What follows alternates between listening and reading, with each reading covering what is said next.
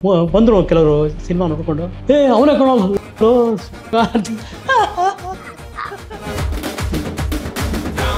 ಓಡೋಗ್ಬಿಟ್ಟೆ ಆಮೇಲೆ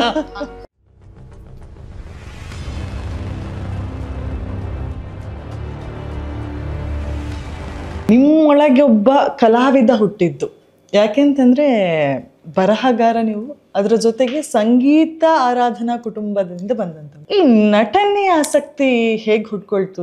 ಅದಕ್ಕೂ ಏನಾದ್ರೂ ಒಂದು ರೀಸನ್ ಇತ್ತಾ ಅಂತ ಹೇಳಿ. ನಟನೆ ಅಂದರೆ ನಾನು ಫಸ್ಟು ಸ್ಟೇಜ್ ಮೇಲೆ ಬಂದಿದ್ದು ಇದರಲ್ಲಿ ನಮ್ಮ ಹೈಸ್ಕೂಲಲ್ಲಿ. ಓಕೆ. ಹೈಸ್ಕೂಲ್ ಫಂಕ್ಷನಲ್ಲಿ ನಮ್ಮ ಅಣ್ಣ ಈ ಟಾಟಾ ಕಂಪ್ನಿ ಕೆಲಸ ಮಾಡ್ತಾಯಿದ್ದು. ಓಕೆ. ಈ ಟಾಟಾ ಸೋಪ್ ಪೌಡರ್ ಎಲ್ಲ ಇರುತ್ತಲ್ಲ, ನಮ್ಮ ತಂದೆ ಏನಪ್ಪ ಅಂದರೆ ನನ್ನ ಹತ್ರ ಒಂದು ಆ್ಯಕ್ಟಿಂಗ್ ಮಾಡಿಸ್ಬಿಟ್ಟು ಟಾಟಾ ಆನೆ ಉಪಯೋಗಿಸ್ತೀವಿ ದೋಬಿ ಪಾರ್ಟ್, ದೋಬಿ ಎಂಟಿ ಪಾರ್ಟ್ ನಾನು ಸೀರೆ ಉಟ್ಕೊಂಡ್ಬಿಟ್ಟಿದ್ದೀನಿ ಅದರಲ್ಲಿ. ಸೊ ಅದನ್ನು ನಮ್ಮ ಅಣ್ಣಂಗೆ ಕಳಿಸ್ಬಿಟ್ರೆ ಅಡ್ವರ್ಟೈಸ್ಮೆಂಟ್ ಹಾಕ್ಬಿಟ್ಟು ದುಡ್ಡು ಕೊಟ್ಬಿಡ್ತಾರೆ ನಮ್ಮ ತಂದೆ ಒಂದು ಬರವೇ. ಆಗಲೇ ಕಮರ್ಷಿಯಲ್ ಆಗಲೇ ಆವಾಗಲೇ. ಸೊ ಟಾಟಾ ಆಯಿಲ್ ಮಿಲ್ಸ್ ಅಂತ ಅಲ್ಲಿ ಕೆಲಸ ಮಾಡ್ತಿದ್ದೆ ನಾವು. ನಮ್ಮಲ್ಲೆಲ್ಲ ಫಸ್ಟ್ ಎಂಪ್ಲಾಯಿ ಅವನೇ ಆ್ಯಕ್ಚುಲಿ. ನಮಗೆ ಇದು ಸೋರ್ಸ್ ಆಫ್ ಇದು ನಾವು ಈ ನಮ್ಮ ಅಣ್ಣ ಬಂದ ಅಂದರೆ ಏನೋ ತೊಗೊಂಬರ್ತಾನೆ ಅಂತ ಥರ. ಸೊ ಆವಾಗ ನನಗೆ ಅಲ್ಲಿ ಸ್ಟಾರ್ಟ್ ಆಯಿತು. ಆಮೇಲೆ ಸರಿ, ಆಮೇಲೆ ಒಂದು ಪರವಾಗಿಲ್ಲ ಸ್ಟೇಜ್ ಫಿಯರ್ ಇಲ್ಲ ಅಂದ್ಬಿಟ್ಟು ನನಗೆ ನಾಟಕ ಒಂದು ಅಲ್ಲಿ ಊರಲ್ಲಿ ಮಾಡ್ತಾರಲ್ಲ, ಹಳ್ಳಿಗಳಲ್ಲಿ ಮಾಡ್ತಾರಲ್ಲ ನಾಟಕಗಳು. ಸೊ ಅಲ್ಲಿ ನನಗೊಂದು ರೋಲ್ ಕೊಟ್ಟರು. ಒಬ್ಬರು ಸೈಯದ್ ಹುಸೇನ್ ಅಂತ ಡೈರೆಕ್ಟ್ರು, ನನಗೆ ಲೇಡಿ ರೋಲು. ಆಮೇಲೆ ಲೇಡಿ ರೋಲ್ ಕೊಟ್ಟರಲ್ಲೂ ನಾನು ಅಳ್ತಾ ಕೂತ್ಕೊಂಡ್ಬಿಟ್ಟೆ, ನನಗೆ ಹಾಡಿಲ್ಲ ಅಂತ. ಆಮೇಲೆ ಅಲ್ಲೇ ಬರ್ಕೊಟ್ರು ಒಂದು ಹಾಡು. ರಾಣಿ ಸಖಿ, ನಾನು ಬಯಲ್ನಾಟಕ ಅಂತಾರಲ್ಲ. ಸೊ ರಾಣಿ ಸಖಿ ನಾನು. ಸೊ ನಾನು ಸೀರೆ ಉಟ್ಕೊಂಡು ಒಂದು ಇದರಲ್ಲಿ ಇದಿಟ್ಕೊಂಡು ಹೋಗ್ತೀನಿ ನಾನು. ಸಖಿ ಥರ ಹೋಗಿ ಹಾಡು ಹೇಳ್ಕೊಂಡು ಹೋಗಬೇಕು. ಮನವೆಂತು ಸೌಖ್ಯವೇ ರಾಣಿ ಅಂತ ಬರ್ಕೊಟ್ರು. ಜಂಬೂ ಜಂಬೀರ ಜಾಲ ಖರ್ಜೂರ, ಜಂಬೂ ಜಂಬೀರ ಜಾಲ ಖರ್ಜೂರ, ಮನವೆಂತು ಸೌಖ್ಯವೇ ರಾಣಿ ಅಂತ. ಮಧ್ಯರಾತ್ರಿ 1 ಗಂಟೆವರೆಗೂ ಕಾಯ್ತಾ ಇರಬೇಕು ನನಗೆ, ನನ್ನ ಸೀನ್ ಬರೋದು. ಕುಕ್ಕರಲ್ಲಿ ಹಿಂಗೆ ಕೂತಿದ್ದೀನಿ ನಾನು, ಇದರಲ್ಲಿ ಸೀನ್ ಬರುತ್ತೆ ಅಂತ. ಆಮೇಲೆ ಅದು ಹೇಳಿದೆ. ಆವಾಗ ಮೇಕಪ್ ಮ್ಯಾನ್ ಕರೆದ್ಬಿಟ್ಟು ನನಗೆ ಬಾರ ಸ್ವಲ್ಪ ಸರಿ ಮಾಡ್ತೀನಿ ಅಂದ್ಬಿಟ್ಟು ಕರೆಕ್ಟದಲ್ಲ. ಅವಾಗ ಮೇಕಪ್ಪು ಬಣ್ಣ ಎಲ್ಲ ಇಟ್ಕೊಳ್ತಾ ಇದ್ದಿತ್ತು. ಅದೇನಾಗೋಯ್ತು, ಒಣಗೋಗ್ಬಿಟ್ಟಿತ್ತು. ಅದಕ್ಕೆ ಸ್ವಲ್ಪ ನೀರು ಹಾಕಿ ಮಕ್ಕಳೆಲ್ಲ ಬಡ್ದ. ಅದು ಏನೋ ಸ್ವರ್ಗ ಅವಾಗ ಬಣ್ಣ ಬಡಿಸ್ಕೊಂಡು. ಅದು ನನ್ನ ಫಸ್ಟ್ ನಾಟಕದ ಇನ್ಸಿಡೆನ್ಸ್. ಫೀಮೇಲ್ ಕ್ಯಾರೆಕ್ಟರ್ಗಳ ಬಂದದ್ದು ಏನಕ್ಕೆ, ಏನೋ ರೀಸನ್ ಇತ್ತು? ಇಲ್ಲ, ಅವಾಗ ಫೀಮೇಲ್ ಕ್ಯಾರೆಕ್ಟರ್ಗೆ ಹೆಂಗಸ್ ಯಾರೂ ಬರ್ತಾ ಇರಲಿಲ್ಲ ಅವಾಗ. ಇಲ್ಲಾಂದರೆ ಎಲ್ಲಿಂದೋ ಕರೆಸ್ಬೇಕಾಯ್ತು, ಹುಬ್ಳಿ ಧಾರವಾಡ ಕಡೆಯಿಂದೆಲ್ಲ. ಸೊ ಅವಾಗ ಹುಡುಗಿರು ಜಾಸ್ತಿ ಸ್ಟೇಜಿಗೆ ಬರ್ತಾ ಇರಲಿಲ್ಲ. ಸೊ ಅದಕ್ಕೆ ನಮಗೆ ಆಮೇಲೆ ಬೆಂಗಳೂರಿಗೆ ಬಂದಮೇಲೂ ಅಷ್ಟೇ, ನಾನು ಕಾಲೇಜಿಗೆ ಸೇರಿಕೊಂಡಾಗ ಅಂದರೆ ಇನ್ನೊಂದು ರೋಚಕವಾದ ಇನ್ಸಿಡೆನ್ಸ್ ಇದೆ. ರವೀಂದ್ರ ಟ್ಯಾಗೋರ್ದು ಸ್ಯಾಕ್ರಿಫೈಸ್ ಅಂತ, ಅರ್ಪಣ ಅಂತ. ಅದು ಕನ್ನಡದಲ್ಲಿ ನಾವು ಉಲ್ಲಾಳ್ ಶೀಲಿಗೆ ಕಾಂಪಿಟೇಷನ್ಗೆ ಕಾಲೇಜಿಂದ ಮಾಡಿದ್ದು. ಅದರಲ್ಲಿ ನಾನು ಲೇಡಿ ಕ್ಯಾರೆಕ್ಟರ್ ನಾನು ಆ್ಯಕ್ಚುಲಿ. ಅದೇನಾಗುತ್ತೆ, ನನಗೆಲ್ಲ ರೋಕೆ ಎಲ್ಲ ಹಾಕಿ ಇದು ಮಾಡಿದ್ದಾರೆ. ಅದೇ ಬಿಚ್ಕೊಂಡ್ಬಿಡ್ತೆ ಎಲ್ಲ ಸ್ಟೇಜಲ್ಲಿ. ಸ್ಟೇಜಲ್ಲಿ ಎಲ್ಲ ವಿಷಯ ಹೊಡಿತಾ ಇದ್ದಾರೆ. ಸೊ ಅದಾದಮೇಲೆ ರವೀಂದ್ರನಾಥ್ ಟ್ಯಾಗೋರ್ದು ಸ್ಯಾಕ್ರಿಫೈಸ್ ಅಂತ, ಅರ್ಪಣ ಅಂತ, ಅದನ್ನು ಮಾಡಿದ್ವು. ಆಮೇಲೆ ಹಾಗೆ ನಡ್ಕೊಂಡ್ಬಂದ್ಬಿಡ್ತು. ಆಮೇಲೆ ತಗೊಳಕ್ಕೋ ಇದರಲ್ಲಿ ಅದರಲ್ಲಿ ಒಂದು ಇಂಟ್ರೆಸ್ಟಿಂಗ್ ಕ್ಯಾರೆಕ್ಟರ್ ಅಂದರೆ, ನಾನು ಒಬ್ಬ ಮುಸ್ಲಿಂ ಹೆಂಡತಿ. ಸೊ ಹೆಂಡತಿ ಅಂದರೆ ಬುರ್ಕ ಹಾಕೋಬೇಕು. ನಾನು ನನ್ನ ನೆಂಟರು ಅವರಿಗೆಲ್ಲ ನಾನು ಆ್ಯಕ್ಟಿಂಗ್ ಮಾಡಿ ಬಂದು ಕರೆದು ಬಿಟ್ಟಿದ್ದೆ ರವೀಂದ್ರ ಕಲೆಕ್ಷನ್. ಮುಖ ಗೊತ್ತಾಗ್ತಿಲ್ಲ. ಆಮೇಲೆ ನೋಡಿದ್ರೆ ನಮ್ಮ ಬುರ್ಕ ಹಾಕೊಂಡ್ಬಂದ್ಬಿಟ್ಟಿದ್ದೀನಿ. ಎಲ್ಲ ಸುಳ್ಳು ಹೇಳ್ತೀಯ, ಬರಲಿಲ್ಲ ನೀವು, ಬುರ್ಕ ಹಾಕೊಂಡಿದ್ದಲ್ಲ ಆನೆ ಅವನು. ಅವಾಗ ಹರಿಕೃಷ್ಣ ಅಂತ ಒಬ್ರು ಇದ್ದಾರೆ, ನಿಮ್ಗೆ ಗೊತ್ತಿರ್ಬೋದು, ಆ್ಯಕ್ಟರು. ಸೊ ಅವ್ನ ಹೆಂಡ್ತಿ ನಾನು ಆ್ಯಕ್ಚುಲಿ ಮನೇಲಿ ಹೋಗಿ ವ್ಯಾಪಿಸ್ಕೊಂಡಿದ್ದ ಅವನನ್ನ. ಇನ್ಯಾವ ನೆನಪುಗಳು ಮತ್ತೆ ಕಾಡುತ್ತೆ ಸರ್? ಯಾಕಂತಂದ್ರೆ ನೀವೀಗ ಹೇಳಿದಾಗೆ ಇದೆಲ್ಲ ಎವರ್ಗ್ರೀನ್. ಹೌದು, ಯಾಕಂದ್ರೆ ತುಂಬಾ ಒಂಟಿಯಾಗಿ ಕೂತಿದ್ದಾಗ ನಗು ತರಿಸುವಂತ ಸನ್ನಿವೇಶಗಳು ಸಾಕಷ್ಟು ಆಗಿರ್ಬೋದು. ನನಗೆ ಒಂದು ಸಿಚುವೇಶನ್, HM ನಾಯಕ ಅಂತ ಒಂದು ನಾಟಕ ಇತ್ತು. ಅದರಲ್ಲಿ ತಿರ್ಗಾ ಸಖಿ ಪಾರ್ಟ್ ನಾವು. ಆಮೇಲೆ ನಾನು ಏನು ಮಾಡ್ತೀನಿ, HM ನಾಯಕ ಇವನು ಮುಸ್ಲಿಂ ದೊರೆ ಬಂದ್ಬಿಟ್ಟು ಅವಳನ್ನ ಎಚ್ ಎಮ್ ನಾಯ್ಕನ ಹೆಂಡ್ತಿನ ಬರ್ತಾನೆ. ಅವಾಗ ನಾನು ಅವಳನ್ನ ಕಾಪಾಡೋಕ್ಕೋಸ್ಕರ ಸಖಿ ಹೋಗ್ತೀನಿ. ಹೋಗ್ಬಿಟ್ಟು ನಾನು ಚುಚ್ಕೊಂಡು ಸತ್ತೋಗ್ತೀನಿ. ಚುಚ್ಕೊಂಡು ಬಿದ್ದೋಗ್ತೀನಿ. ಬಿದ್ದ ತಕ್ಷಣ ಏನಾಗಿದೆ, ಅಲ್ಲಿ ಹಳ್ಳಿಲೆಲ್ಲ ಸ್ಕ್ರೀನು ಮೇಲಿಂದ ದಡ ದಡ ದಡ ಅಂತ ಬರುತ್ತೆ, ತೊಲೆ ತೊಲೆ ತೊಲೆ ಇರುತ್ತೆ. ಅದು ಕರೆಕ್ಟಾಗಿ ನಾನು ತಲೆ ಮೇಲೆ ಬರ್ತಾ ಇದೆ. ಎದ್ದು ಓಡೋಗ್ಬಿಟ್ಟೆ. ಅಯ್ಯೋ ಬದುಕ್ಬಿಟ್ಟ. ಸೊ ದಡಿದ ಅನ್ನೋದರ ಇದು ನನಗೆ ಇದಾಗಿದ್ದು. ಆಡಿಯನ್ಸ್ ಬಂದು ಮಾತನಾಡಿ ಆದಂಥದ್ದು ಏನಾದ್ರೂ ಇದೆಯಾ ಸರ್? ಯಾಕೆಂತಂದ್ರೆ ಈ ಆಡಿಯನ್ಸ್ ಯಾವ ತರ ಹೇಳಿದ್ರೆ, ವೇದಿಕೆಯಲ್ಲಿ ನಮ್ಮನ್ನು ಯಾವ ರೀತಿಯಾಗಿ ನೋಡ್ತಾರೋ ಕೆಳಗೆ ಇಳಿದು ಬಂದ ನಂತರ ಅದೇ ಕ್ಯಾರೆಕ್ಟರ್ಲೇ ನಮ್ಮನ್ನು ಗುರುತಿಸುವಂಥದ್ದು. ಹೌದು. ಸೊ ಅಂಥದ್ದೇನಾದ್ರೂ ಆದ ಸನ್ನಿವೇಶಗಳು? ಅಂಥದ್ದು ನಾಟಕದಲ್ಲಿ ನನಗಾಗಿಲ್ಲ, ಸಿನಿಮಾದಲ್ಲಾಗಿದೆ. ಓಕೆ. ಆಕ್ರಮಣ ಸ್ವಸ್ತಿಕ್ ಟಾಕೀಸ್ ಶೇರ್ರಿಪುರಂ ಅಲ್ಲಿ ರಿಲೀಸ್ ಆಯ್ತು. ಅವಾಗ ರಿಲೀಸ್ ಆದಾಗ ನಾನು ಅವಾಗ ಇನ್ನು ಫಸ್ಟ್ ಅಲ್ವಾ, ಜನ ಎಲ್ಲ ಗುರುತಿಸ್ತಾರೆ ಅಂತ ನನಗೆ ಅವಾಗ ನಿಂತಿದ್ದೆ. ಬಂದರು ಕೆಲವರು ಸಿನಿಮಾ ನೋಡ್ಕೊಂಡು, ಅವನೇ ನನಗಂತ ಓಡೋಗ್ಬಿಟ್ಟೆ. ಆಮೇಲೆ ವಿಲನ್ ಪಾಡ್ತಾರೆ ಒಂದು, ಅದಕ್ಕೋಸ್ಕರ ಅಂದ್ರೆ ಆ ಒಂದು ಕ್ರೇಜ್ ಇರುತ್ತೆ ಆಕ್ಟರ್ಸ್ಗೆ, ಯಾರಾದ್ರೂ ರೆಕಗ್ನೈಸ್ ಮಾಡ್ತಾರೆ ಇಲ್ವೋ ಅಂತ. ಸೊ ಆರಂಭದಲ್ಲಿ ಆತರ ಫೀಲ್ ಇದ್ದು ನೀವು ಹೊರಗಡೆ ಹೋಗ್ತೀರಾ ಸರ್? ಯಾಕಂದ್ರೆ ಏನಂದ್ರೆ ಆಡಿಯನ್ಸ್ ನನ್ನ ಗುರುತಿಸ್ತಾರೆ, ಹೌದೌದು, ನಾವು ಕಾನ್ಶಿಯಸ್ ಆಗಿರ್ಬೇಕಾಗತ್ತೆ. ಹೌದೌದು. ಮತ್ತೆ ಅದಕ್ಕೆ ಯಾವ ತರ ರೂಢಿಯಾಗಿ ಹೋಯ್ತು ಅಂತ ಹೇಳಿ? ಅದ ರೂಢಿಯಾಗಿತ್ತು ಅಂದ್ರೆ ಅಫ್ಕೋರ್ಸ್ ಅವಾಗ ಯಾರು ಗುರುತಿಸಿದ್ರೆ ನಾವು ರಿಯಲಿ ಇದು ಅಟ್ಲೀಸ್ಟ್ ಇವ್ರು ನೋಡಿದಾರಲ್ಲ ಅಂತ, ಒಂದಿಷ್ಟು ಜನ ನೋಡಿದಾರಲ್ಲ ಅಂತ, ಅದೆಲ್ಲ ಒಂಥರ ಥ್ರಿಲ್ಲಿಂಗ್ ಎಕ್ಸ್ಪೀರಿಯನ್ಸ್ಗಳು ಆ್ಯಕ್ಟರ್ಸ್ಗೆ. ಆ್ಯಕ್ಟಿಂಗ್ ಮಾಡಿದ್ದಕ್ಕಿಂತ ಇದು ಜಾಸ್ತಿ ಈ ಥರ ಹೊರಗಡೆ ಜನಗಳು ಈಗಲೂ ಗುರುತಿಸ್ತಾರೆ ನನಗೆ. ಈ ಬ್ರಿಗೇಡ್ 1 ವರ್ಷ ಆಯ್ತು ಇಲ್ಲಿಗೆ ಬಂದು, ನಾವು ನಿಯರ್ಲಿ 9 months ಆಯಿತು. ಆಚೆ ಹೋದರೆ ಯಾರ್ಯಾರು ಮಾತಾಡಿಸ್ತಾರೆ, ಎಲ್ಲೋ ನೋಡಿದ್ದೀನ ನಿಮ್ಮನ್ನ, ಎಲ್ಲೋ ನೋಡಿದ್ದೀನಲ್ಲ ಅಂತ. ನಾನು ಅದಕ್ಕೆ ಕೇಳ್ತೀನಿ, ಎಲ್ಲೆಳಿ ಅಂತೀನಿ ಅವ್ರಿಗೆ. ಮರ್ತು ಬಿಟ್ಟಿರ್ತಾರೆ ಆದ್ರೂ. ಸೊ ಆ ಥರದ್ದೆಲ್ಲ ಅನುಭವಗಳು ಇದಾಗಿದೆ. ಅಂದ್ರೆ ಈ ಖುಷಿ ತರದ ಅಂದ್ರೆ ನಗು ತರಿಸುವಂತ ಸನ್ನಿವೇಶಗಳ ಜೊತೆಗೆ ದುಃಖದ ಸನ್ನಿವೇಶಗಳು ಇರುತ್ತೆ. ಅಂದ್ರೆ ಅಳು ತರಿಸುವಂತ ಸಂಗತಿಗಳು. ಅಂದ್ರೆ ಈಗ ನೀವು ರಂಗಭೂಮಿಯಲ್ಲಿ ಅಭಿನಯಿಸುವಂತ ಸಂದರ್ಭದಲ್ಲಿ ಎದುರು ಪಾತ್ರಧಾರಿಯ ಏನೋ ಒಂದು ದುಃಖದ ಸೀನ್ ಇದೆ ಅಥವಾ ಅಂತ ಸೀನ್ ಇದೆ ಅಂತ ಹೇಳಿ ಅಂದ್ರೆ ನಾವು ಪರಕಾಯ ಪ್ರವೇಶ ಆಗೋದು ಅಥವಾ ಆ ಒಂದು ಸೀನಿಗೆ ಇನ್ವಾಲ್ವ್ ಆಗಿ ನಾವು ಅಳುವಂತ ಸನ್ನಿವೇಶಗಳು ಕೂಡ ಇರುತ್ತೆ. ಸೊ ಇಂಥದ್ದು ಏನಾದ್ರೂ ಅನುಭವಕ್ಕೆ ಆದದ್ದಿದೆಯಾ? ನನಗೇನಿಲ್ಲ, ನನಗೆ ಒಂದು ಸೀರಿಯಸ್ ರೋಲ್ ನಾನು ಮಾಡಿದ್ದು. ಅಂದರೆ ಇದರಲ್ಲಿ ಮಗಳು ಜಾನಕಿಲಿ ಆ ಮಗಳು ತಪ್ಪಿಸ್ಕೊಂಡು ಹೋಗ್ಬಿಟ್ಟಿರ್ತಾಳೆ. ನನ್ನ ಮಗಳು ಪೊಲೀಸ್ SP ಆಗಿರ್ತಾಳಲ್ಲ ಅವಳು. ಸೊ ಅವಳು ತಪ್ಪಿಸ್ಕೊಂಡು ಹೋಗ್ಬಿಡ್ತಾಳೆ, ನನ್ನಿಂದ ಕಾರಣದಿಂದ ತಪ್ಪಿಸ್ಕೊಂಡು ಹೋಗಿರ್ತಾಳೆ. ಅವಳು ಸಿಕ್ಕಿದಾಗ ನಾನು the way I acted emotional ಅನ್ಸಿದ್ದು. ನನ್ನಿಂದ ಹೋಗ್ಬಿಟ್ಟಿದ್ದೆ ಅವಳು, ತಪ್ಪಿಸ್ಕೊಂಡು ಹೋಗ್ಬಿಟ್ಟು ನನ್ನ ನೋಡ್ಕೊಂಡಿದ್ಬಿಟ್ರೆ ನಾನು ಕೈ ಬಿಟ್ಬಿಟ್ಟಿರ್ತೀನಿ ಇಂಡಿಫ್ರೆಂಟಾಗಿ. ಸೊ ಅವಳೆಲ್ಲೋ ಓಡೋಗ್ಬಿಟ್ಟಿರ್ತಾಳೆ, ಯಾರೋ ಎತ್ಕೊಂಡು ಹೋಗ್ಬಿಟ್ಟಿರ್ತಾಳೆ ಅವಳನ್ನ. ಕೊನೆಗೆ she is traced and finally. So ಅದೊಂದು ಎಮೋಷನಲ್ ಸೀನು. ಸೊ ಅದು ಚೆನ್ನಾಗಿತ್ತು ಆ್ಯಕ್ಚುಲಿ. ಮತ್ತು ಈ ರಂಗಭೂಮಿ ಮತ್ತು ಈ ಸಿನಿಮಾ ಆಗಿರ್ಬೋದು ಅಥವಾ ಧಾರಾವಾಹಿಯಲ್ಲಾಗಿರ್ಬೋದು, ಖಂಡಿತ ಈ ಅಭಿನಯ ಅನ್ನುವಂಥದ್ದು ತುಂಬ ಶೇಡ್ಗಳಲ್ಲಿ ಇದೆ. ಹೌದು, ಅಲ್ಲಿ ಬಂದಾಗ ತುಂಬ ಡಿಫ್ರೆಂಟ್ ಆಗಿರುತ್ತೆ. ಕರೆಕ್ಟ್. ತೆರೆಯ ಮೇಲೆ ಆಗಿರ್ಬೋದು ಅಥವಾ ರಂಗಭೂಮಿಯಲ್ಲಾಗಿರ್ಬೋದು. ಸೊ ಈ ಒಂದು ವ್ಯತ್ಯಾಸದ ಬಗ್ಗೆ ನೀವು ಚುಟ್ಕಾಗಿ ಹೇಳ್ಬೋದು ಸರ್? ಇಲ್ಲ, ಅಭಿನಯ ಅಂದರೆ ನಾರ್ಮಲಿ ಅಭಿನಯ ಮಾಡಲೇಬಾರ್ದು actually. You have to live it, live the role ಎಲ್ಲ ಕಡೆ. ಹೌದು, ಅಭಿನಯಕ್ಕಿಂತ ಜಾಸ್ತಿ ಆ ಪಾತ್ರದ ಅಭಿವ್ಯಕ್ತಿ ಆಗಬೇಕು. ಅದು ಇಲ್ಲಾಂದರೆ ಸುಮ್ಮನೆ ಅಭಿನಯ ಮಾಡಿದ್ರೆ ಅದು ಆರ್ಟಿಫಿಷಿಯಲ್ ಆಗ್ಬಿಡುತ್ತೆ. ಅದನ್ನು ನಾನು ನೋಡಿರೋದು ಯಕ್ಷಗಾನದಲ್ಲಿ. ಯಕ್ಷಗಾನದ ಲಿವ್ ನಿಮಗೆ ಒಂದು ಸೆಕೆಂಡ್ ಎದ್ದು ಕೂತ್ಕೊಳ್ಳೋಕ್ಕಾಗಲ್ಲ, ಇದು ಆಚೆಗೆ ಬರೋಕ್ಕಾಗಲ್ಲ. ಅಲ್ಲಿ ನಾವು ಶೃಂಗೇರಿಲೆಲ್ಲ ಬರೋದು, ಹೆಗ್ಡೆ ಅವರೆಲ್ಲ ಯಕ್ಷಗಾನಗಳು ಬರೋದು, ಅದರಲ್ಲಿ ಅದರ ಡೈಮೆನ್ಷನ್ನೇ ಡಿಫ್ರೆಂಟ್. ಶಿವರಾಮ್ ಕಾರಂತರದು ಇದು ಗ್ರೋಯಿಂಗ್ ಅಪ್ ಕಾರಂತ್ ಅಂತ ಕಾರಂತ್ ನನ್ನ ಬುಕ್ಕು ಇವ್ರು ಬರೆದಿದ್ದಾರೆ, ಅವ್ರ ಮಕ್ಕಳು ಉಲ್ಲಾಸ್ ಕಾರಂತ್, ಆಮೇಲೆ ಇವರು ಅವ್ರ ಹೆಸರೇನು ಉಮಾರಾವ್ ಅವರೆಲ್ಲ ಬರೆದಿದ್ದಾರೆ, ಮಾಲಿನಿ. ಅದರಲ್ಲಿ ಭಾಳ ಚೆನ್ನಾಗಿ ಎಕ್ಸ್ಪ್ಲೈನ್ ಮಾಡ್ತಾರೆ ಇವರು, how he got in self involve into this. Shivaram Karanth ಮೇಧಾ ಅವರು ಇಂಟೆಲೆಕ್ಚುಯಲ್. ಅವರು ಈ ಯಕ್ಷಗಾನನ ಪೋಷಿಸಿ ಬೆಳೆಸಿ ಹೇಳ್ಕೊಡೋರು ಅವರು. ಆ್ಯಕ್ಚುಲಿ ಎಷ್ಟು ಚೆನ್ನಾಗಿ ಹೇಳ್ಕೊಡೋರು ಅವರು. ಆ್ಯಕ್ಚುಲಿ ಅವರು ಕೆಲವು ಸೀನ್ಗಳಿದೆ ಹೇಳ್ಕೊಡೋದು. ಅದರಲ್ಲಿ ನಿಮಗೆ ರಿಯಲ್ ಲೈಫ್ನ ಪ್ರತಿಬಿಂಬಿಸುವಂಥ, ಅಲ್ಲಿ ಸಾಯಿಸೋದು ಅಂದರೆ ಹೆಂಗಿರುತ್ತಲ್ಲಿ ಅಲ್ಲಿ ಸಾಯಿಸೋದ್ರೆ ಹಿಂಗೆ ಹಿಂಗೆ ಮಾಡೋದು ಅಷ್ಟೇ, ಇನ್ನೇನಿಲ್ಲ. ಕರೆಕ್ಟ್ ಬಟ್ ನಿಮಗೂ ಸಾಯಿಸ್ತಾ ಇದ್ದಾನೇನೋ ಅನಿಸುತ್ತೆ. Correct thrilling correct. Yakshagana is the most thrilling part of visual medium. Mixture of ಎಲ್ಲ ಎಮೋಷನ್ಸ್ಗಳು ಕೂಡ. ಎಲ್ಲ ಎಮೋಷನ್ಸ್. ಇವನ್ ಲೇಡಿ ಕ್ಯಾರೆಕ್ಟರ್ ಅಷ್ಟೇ ಎಷ್ಟು ಚೆನ್ನಾಗಿರುತ್ತೆ ಅಂದರೆ, ಅವ್ರ ಜೊತೆಗೆ ಇದು ಹೇಳ್ತಾರಲ್ಲ, ಭಾಗವತರು ಹೇಳ್ತಾರಲ್ಲ, ಅವ್ರ ವಾಯ್ಸಲ್ಲೇ ಶಿ ಬ್ರಿಂಗ್ಸ್ ಇನ್ ಇದು.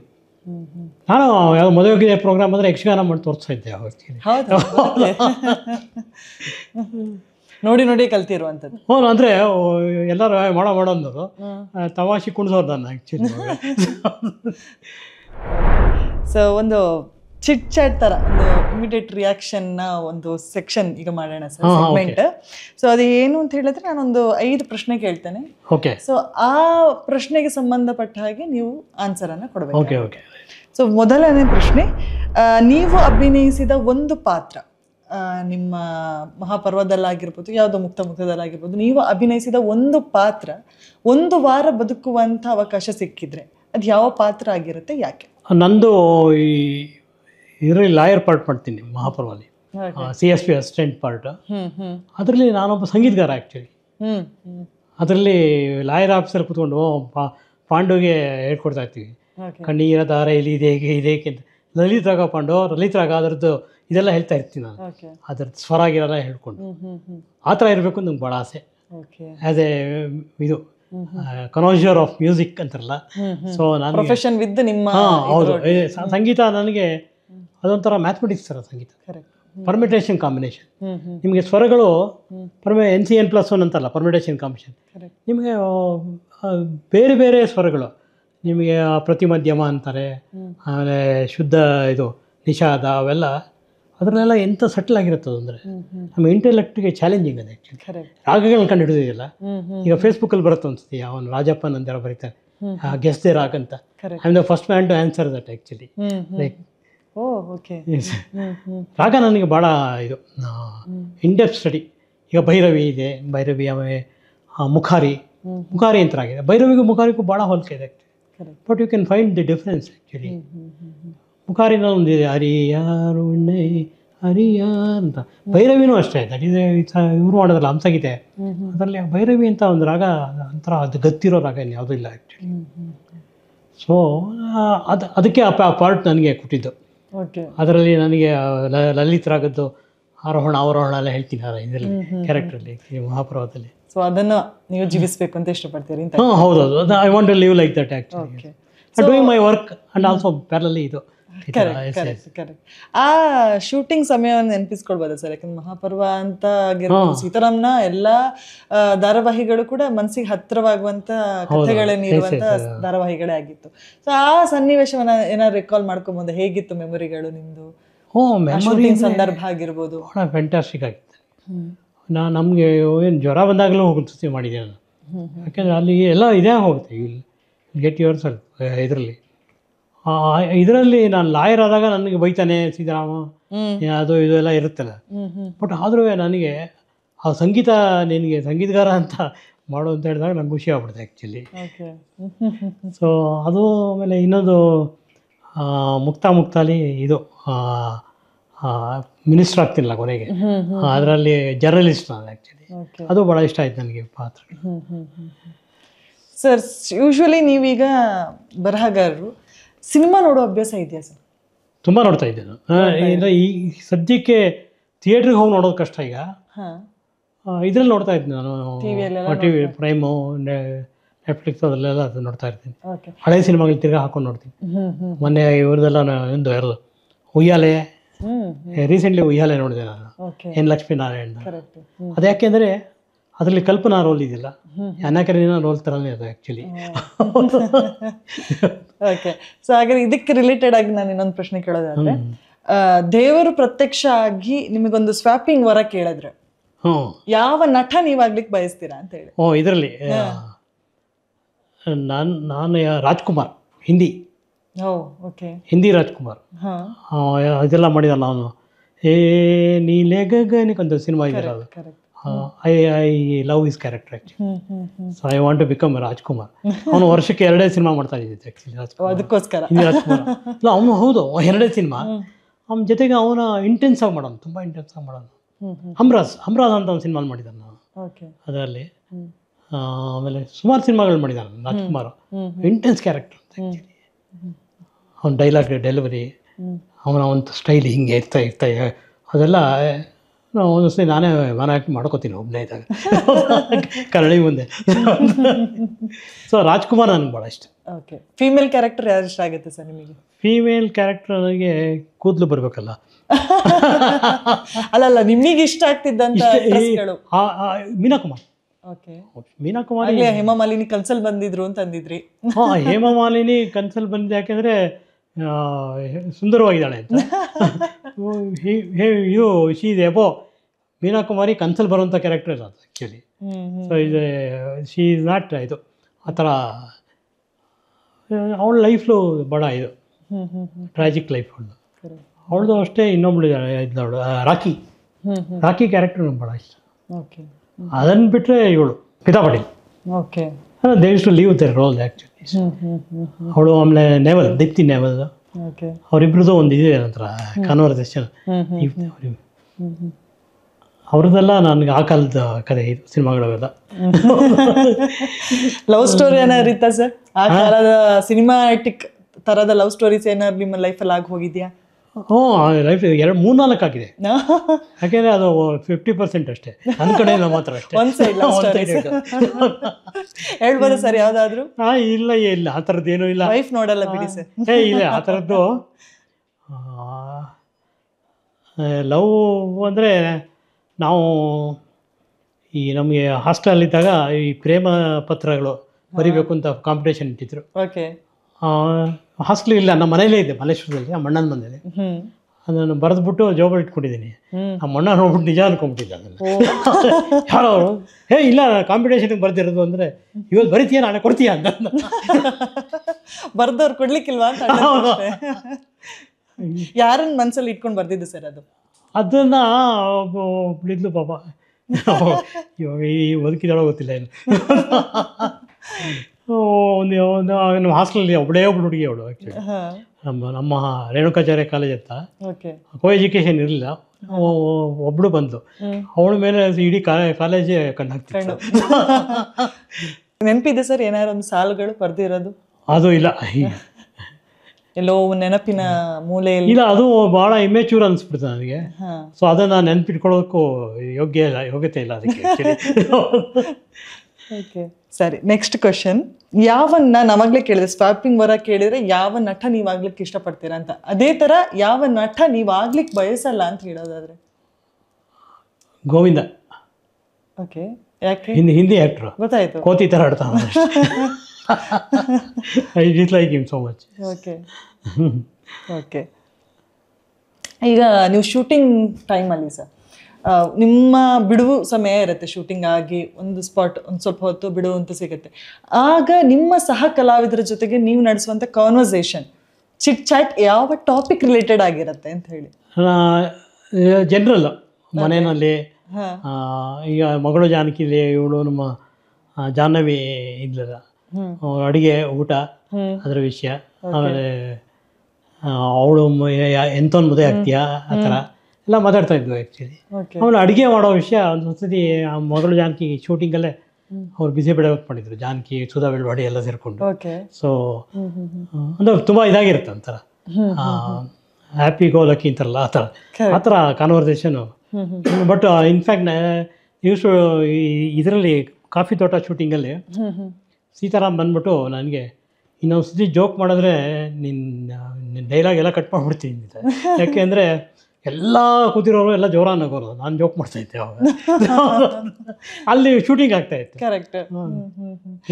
ಎಲ್ಲೋ ಅದು ಮತ್ತೆ ಕಾಲೇಜ್ ಡೇಸ್ಗಳನ್ನು ನೆನಪಿಸುವ ಹಾಗೆ ಇರುತ್ತೆ ಸರ್. ಹೌದೌದು, ಕಾಲೇಜ್ ಡೇಸ್ಗಳು ಹೌದೌದು, ಭಾಳ ಚೆನ್ನಾಗಿರ್ತದೆ. ಅವು ಇಂಡಿಫರೆನ್ಸು, ಇರೆಸ್ಪಾನ್ಸಿಬಿಲಿಟಿ. ಆಮೇಲೆ ನಾವು ಮಲ್ಲೇಶ್ವರದಿಂದ ಆಂಧ್ರ ಸರ್ಕಲ್ ಕಾಲೇಜ್ ನಡ್ಕೊಂಡು ಹೋಗ್ಬೇಕು. ನಮಗೆ 5 ರೂಪಾಯಿ ಕೊಡೋರು ತಿಂಗಳಿಗೆ, ಬಸ್ ಚಾರ್ಜ್ ಎಲ್ಲದಕ್ಕೂ ಸೇರಿ ಪಾಕೆಟ್ ಮನಿ. ನಾವೇನು ಮಾಡೋದು, ಕಡಲೆಕಾಯಿ ತೊಗೊಂಡು ಒಂದೊಂದು ಕಂಬಕ್ಕೆ ಒಂದೊಂದು ಕಡಲೆಕಾಯಿನ ತಿನ್ಕೊಂಡು ಹೋಗು ನಡ್ಕೊಂಡು.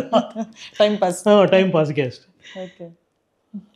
ಸೊ ಈಗ ನಿಮ್ಮ ಈ ಶೇಡ್ ಅಂದರೆ ನಟನಾ ಶೇಡನ್ನು ನೋಡೋದಾದರೆ, ನೀವು ಬರಹಗಾರರು ಕೂಡ ನಟರು ಕೂಡ. ಸೊ ಈ ಬರವಣಿಗೆ ಅನ್ನುವಂಥದ್ದು ನಿಮ್ಮ ನಟನೆಗೆ ಯಾವ ರೀತಿಯಾಗಿ ಒಂದು ಪುಷ್ಟಿ ಕೊಟ್ಟಿದೆ ಅಂತ ಹೇಳ್ಬೋದು ಸರ್?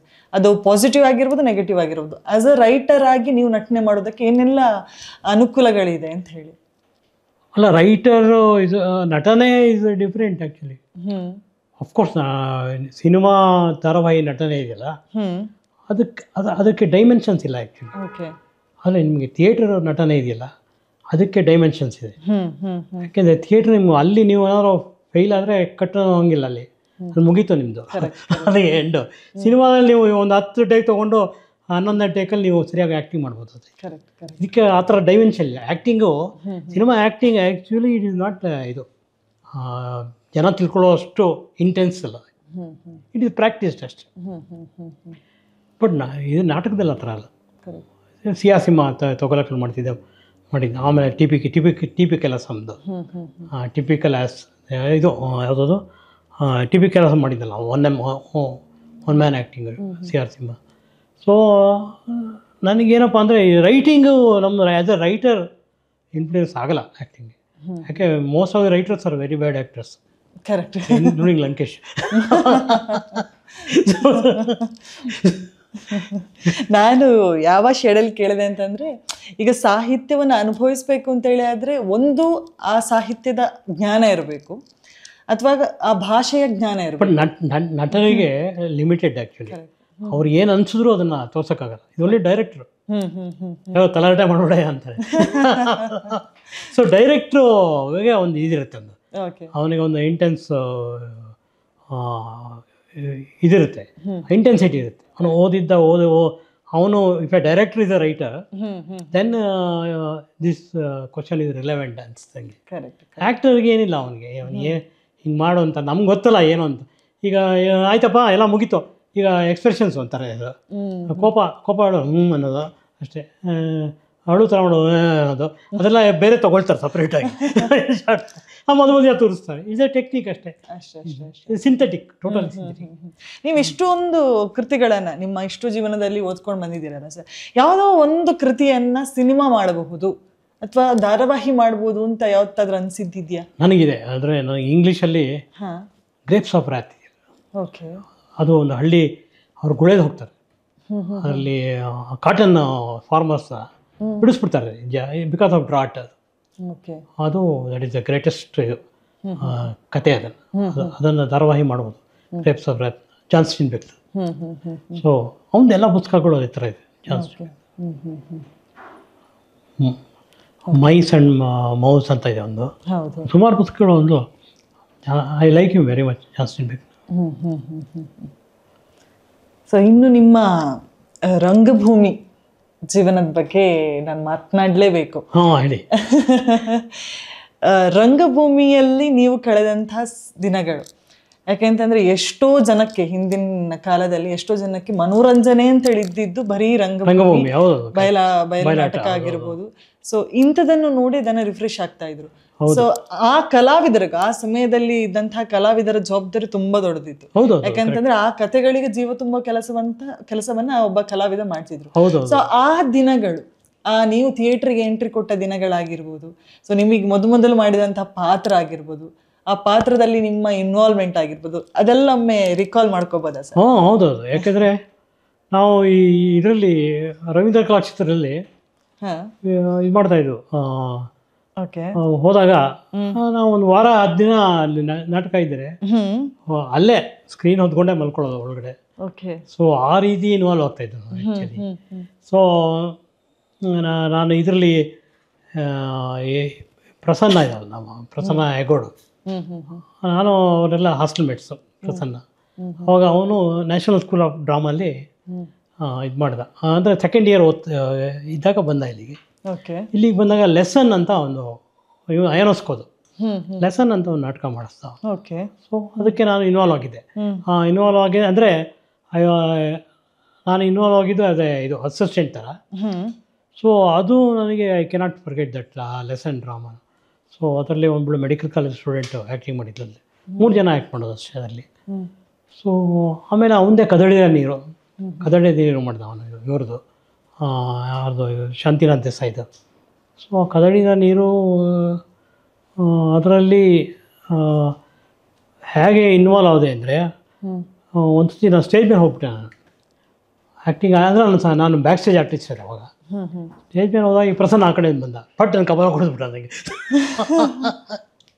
ಇಷ್ಟೆಲ್ಲ ಎಕ್ಸ್ಪೀರಿಯನ್ಸ್ ಇದೆ, ನಿಂಗೆ ಗೊತ್ತಾಗಲ್ಲ ಸ್ಟೇಜ್ ಒಳಗೆ ಹೆಂಗೆ ಬಂದೆ ಅಂತ. ಆ ಥರದ್ದು ಎಕ್ಸ್ಪೀರಿಯನ್ಸ್ಗಳೇ ಜಾಸ್ತಿ ನನಗೆ ಆ್ಯಕ್ಚುಲಿ. ಸೊ ಜೊತೆಗೆ ನಾವು ಆರ್ ನಾಗೇಶ್ ಅಂತ ಇದ್ದರು ಡೈರೆಕ್ಟ್ರು. ಇಲ್ಲ ಇದೊಮ್ಮ ಆ್ಯಕ್ಚುಲಿ ಅವನು ಸಂಘ ಡ್ರಾಮಲ್ಲಿ ಇದ್ದ ಅವನು ಆ್ಯಕ್ಚುಲಿ. ಸೊ ನಂದು ಏನಂದರೆ ನನಗೆ ಕೆಲಸಕ್ಕೆ ಸೇರ್ಕೊಂಡ್ಬಿಟ್ಟೆ. ನಾನು ಕೆಲಸಕ್ಕೆ ಸೇರ್ಕೊಂಡಾಗ ಒಂದು ಕಂಪ್ನಿ, ಟ್ರಾನ್ಸ್ಪೋರ್ಟ್ ಕಂಪ್ನಿ, ನಾನು ಕಳಸಿಪಾಳ್ಯಮ್ಮ ನನ್ನ ಆಫೀಸು. ಆಮೇಲೆ ನಾನು ನಾಟಕ ಇದೆ ಇವತ್ತು ಅಂದರೆ ಅವ್ರಿಗೆ ಇವ್ರ ಹತ್ರ ಹೋಗ್ಬಿಟ್ಟು ಹುಷಾರಿಲ್ಲ ನನಗೆ ಹೋಗಬೇಕು ಡಾಕ್ಟ್ರ್ ಹತ್ರ ಅಂತ ಹೇಳ್ಬಿಡೋದು. ಆಮೇಲೆ ನಾಟಕ ಆಡೋಕ್ಕೆ ಬಂದುಬಿಡ್ತಾಯಿದ್ದೆ. ಅದು ಅವಾಗೇನು ಒಳ್ಳೆ ಸ್ಯಾಲ್ರಿ ಬರ್ತಾಯಿತ್ತು ನನಗೆ. It was sustaining for me actually. So ಇಲ್ಲಿ ಬಂದಾಗ ಅವನು ಏನು ಮಾಡಿದಾನೆ, ಕಾಲಲ್ಲಿ ಕಲಾಕ್ಷೇತ್ರದ ಮುಂದೆ ಹೋಗ್ತಾಯಿದ್ದೆ, ಕಳಸಿಪಾಳ್ಯದಿಂದ ಮನೆಗೆ. ನಾನು ನೋಡ್ಬಿಟ್ಟು ಅದನ್ನ ಇದರಲ್ಲಿ ಬಿ ಚಂದ್ರಶೇಖರ್ ಅಂತ ಇದ್ರಲ್ಲ, ತಗೊಳಕ್ಕೆ ಡೈರೆಕ್ಟ್ ಮಾಡಿದ್ರು. ಅವರು ಜೊತೆ ಮಾತಾಡ್ತಾ ನಿಂತಿದ್ದೆ. ಏ ಆದ್ಮಿ ಹುಷಾರಿಲ್ಲ ಬೋಲ್ಕೆ ಮಾರವಾಡಿಗಳವರು ಡ್ರಾಮಾ ಕರ್ನಾಗ ಜಾತಾನೆ ಅಂತ. ಕೊನೆಗೆ ರೆಪರ್ಟ್ರಿ ಮಾಡ್ತೀನಿ ಅಂದರು, ಕೆಲಸನೇ ಬಿಟ್ಬಿಟ್ಟೆ ಅವಾಗ ನಾನು. ಈ ವಿ ವಿ ಕಾರಂತವರೆಲ್ಲ ರೆಪರ್ಟ್ರಿ ಮಾಡ್ತೀನಿ ಅಂತ ಪ್ಲ್ಯಾನ್ ಮಾಡಿದರು. ಸೊ ಅಷ್ಟು ಕ್ರೇಜ್ ಇತ್ತು ನಮಗೆ ನಾಟಕದಲ್ಲಿ. ಓಕೆ. ಸೊ ಆವಾಗ ನೀವೊಂದು ನೆನಪು ಮಾಡ್ಕೊಂಡ್ರಲ್ಲ ಸರ್, ದುಡ್ಡಿಗೋಸ್ಕರ ಡೈಲಾಗ್ ಹೇಳ್ತಿದ್ದಿದ್ದು ಆ ಇನ್ಸಿಡೆಂಟ್ ಒಂದು? ಹೌದು. ಅದು ಏನಂದರೆ ಒಂದು ನಾಟಕ ಮಾಡಿಸಿದ್ರು ಸಾಂಗನ್ ಡ್ರಾಮಾ ಡಿವಿಷನ್ನು, ಗೌರ್ಮೆಂಟ್ ಆಫ್ ಈ ಕಮ್ಯುನಿಕೇಷನ್ ಡಿಪಾರ್ಟ್ಮೆಂಟ್ ಇದೆಯಲ್ಲ, ಓಕೆ. ಅವಾಗ ಈ ಕಪ್ಪಣ್ಣ ಅವರೆಲ್ಲ ಇದರಲ್ಲಿ. ಅವಾಗ ಹಾಡು ಡೈಲಾಗು ಮಾತಾಡೋ ಪಾತ್ರಕ್ಕೆ 150 ರೂಪಾಯಿ ಫಿಕ್ಸ್ ಮಾಡಿದರು. ಮಾತಾಡದೇ ಇರೋ ಸೈಲೆಂಟಾಗಿರೋ ಪಾತ್ರಕ್ಕೆ 75 ರೂಪಾಯಿ ಅಂತ.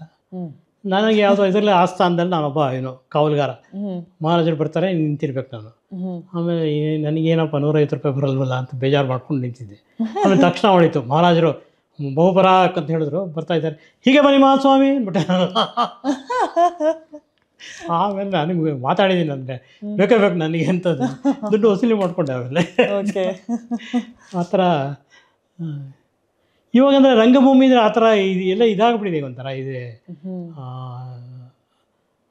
ಆ ಚಾರಿಸ್ಮಾ ಇಲ್ಲ ರಂಗಭೂಮಿ ಅಂದರೆ, ಆ ಇನ್ವಾಲ್ವ್ಮೆಂಟ್ ಜಸ್ಟ್ ಅಲ್ಲ ಕೂತ್ಕೊಳ್ಳೋದೇ ಒಂದು ಮಜಾ ಅಲ್ಲಿ ಅವಾಗ.